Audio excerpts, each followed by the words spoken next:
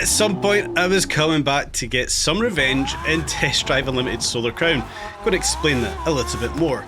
A while back, of course, I unlocked the Fluoro Capsule Lamborghini Huracan for completing all of the original Huracan tasks. I then went on and built this car to be an off-road specialist, something that we typically wouldn't do with the Huracan. But after building it into an off-road car, the supercar off-road races quickly fell away from me, and I had nowhere to use it. Then, leading into some of the, not ranked races, sorry, some of the weekly races that we get here. I've completely forgot the name, apologies. But we get the opportunity to use supercars in off-road races. Last time out, I used the F-Type Jaguar SVR. But coming into the high stakes race, Shifting Sands, this race in particular, I didn't manage to use the Fluoro Capsule. We used the Jaguar, so this time out we'll come back in the Fluoro Capsule Huracan, 700 RP, and tackle this high stakes race. Now previously some people set fantastic times in the Huracan, and I genuinely forgot I'd even built this for off-road racing until it was too late. But with the rotation coming back round now with the high stakes, we can get into the Huracan and see what this thing handles like. Now fortunately, without my livery, we are up against my previous time set there in the F-Type SVR. Now, last time out, the only attempt we did with the Huracan, we unfortunately hit that little yellow bolt on the right hand side and ruined any chance we had of setting a competitive time. This time out, we're going to try our best, all 3 attempts in the Huracan. Now we're right on the back of the SVR, so we are fairly competitive.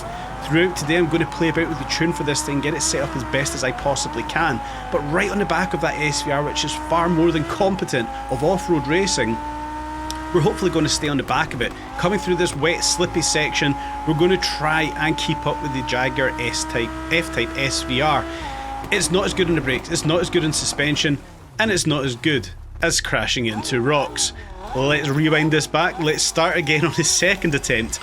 We can see already it matches the Jaguar off the line, it launches fantastically well. Down into the first couple of turns, the Jaguar will take more speed, but unfortunately Jaguar did hit the wall there. We've been a lot cleaner as we do come into the first little bridge section here, let the back end slide around on us, it's alright.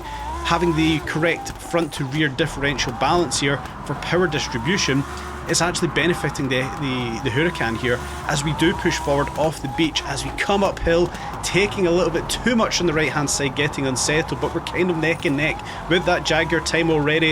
It does often put me off having the ghost print there, but it's good for these races, especially when we do some commentary.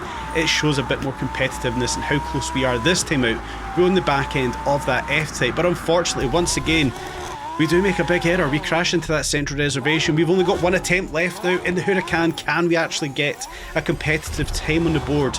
Launch it off the line one last time, neck and neck with the F-Type. Oh, we're a bit cleaner this time out. We're just cleaner than the F-Type right there as we do come down onto that bridge, right across it, let the back end flow around on us once again, neck and neck with the Jaguar right here through our first checkpoint. Try and get this thing settled down. We've lost a little bit of ground to the Jaguar just here. We're flying around this one, tuning it a little bit more, softening up the suspensions. We come up into that left hand hairpin just here. Are we carrying enough speed? It feels like we are, but we're getting a lot more unsettled than we have been in the Jaguar. We are fighting with this Huracan to keep it on the track. We're doing a good job. We are literally neck and neck with the F-Type. The F-Type is handling this road section a little bit better, but we can see the acceleration is greater just there in the Huracan, braking a lot more cautiously as we come back off road just there so we don't make any mistakes. Unfortunately clipping that wall, but it's not actually affected us all too much. We are still side by side, neck and neck with the F-Type. This is absolutely fantastic. Crossing that bridge, we're a lot cleaner across the bridge that time. We're getting the power back down earlier, having the short gearbox on this thing, and we do clip that bloody bolt once again. We're not going to give up. We're going to push forward, we're going to try and catch up with the Jaguar. That boat has been a burden for me throughout these races, but we've actually made up time fantastically well. We're back on the back of the F-Type once again. This is absolutely fantastic racing right here. It is so good actually having the Ghost. I hate racing against it, but when I come back into the commentary, it's actually quite good to see where we are compared to our previous time. We are literally right on the back of that F-Type. It's awesome. off the track off-road once again here. Nice and cautious with that one. We know the brakes aren't fantastic. We have got this Huracan set up, but we are literally side by side once again with that F-Type. This is absolutely amazing. I didn't think we were going to be this close. I feel like that F-Type is the powerhouse, but we have went off-road, or off-course, sorry, with the F-Type there. We have got a huge advantage now with the Huracan Fluoro Capsule. Through the left-hander, push this thing forward uphill, batter our way through that gearbox, up into the left-hand hairpin one last time. Can we keep this together?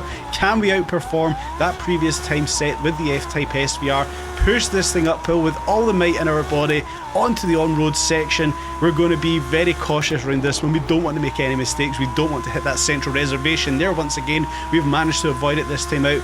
As we do come back to the off-road section, locking up a little bit, we do go a little bit wide, but we fortunately managed to miss that rock face, and we do get a time on the board. Is it competitive?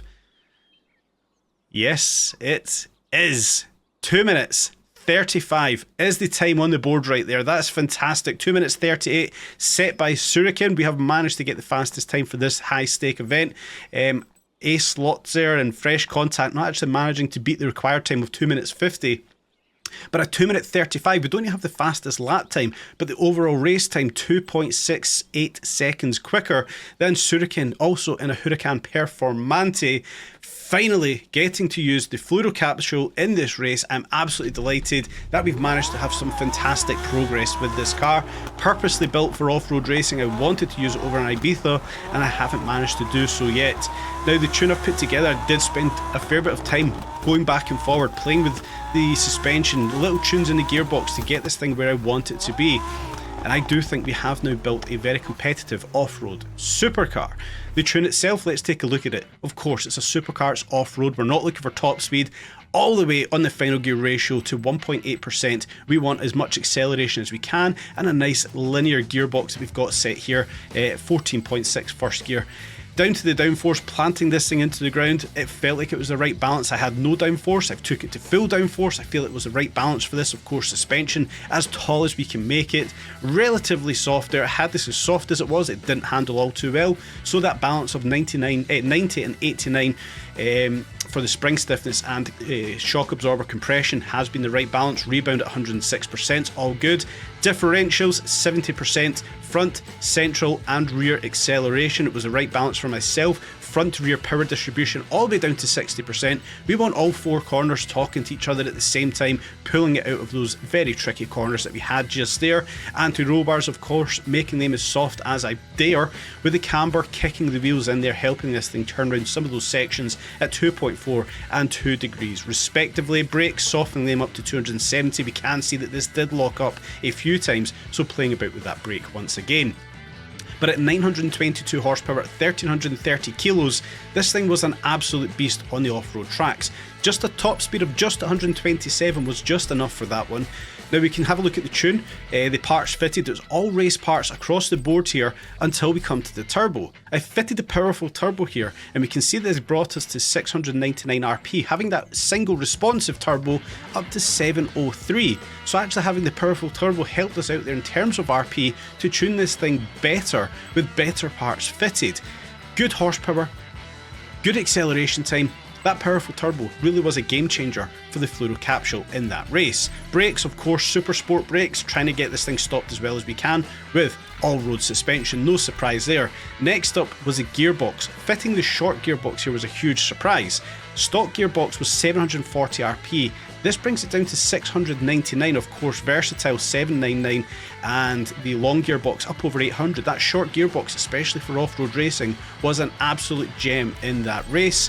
Everything else we can see here, stock for the chassis and aero. Off-road tyres, of course, had to be fitted to that one for the off-road race, and a stock ECU fitted again. Delighted to finally get into the Fluoro Capsule. I thought it was absolutely fantastic to use it on the off-road races. I want more supercar off-road racing in this game. I think it's a joy to do. Using cars that shouldn't be used in off-road races I think is fantastic. I don't always want to be jumping in to a Urus or a Cayenne or a Range Rover Sport. Let's get more supercar off-road races and test drive Unlimited Solar Crown, guys. Before you leave today, please do smash that like button, subscribe, tap on the bell, help grow the channel, all the usual good stuff. Stay tuned for more updates on Test Drive Unlimited Solar Crown.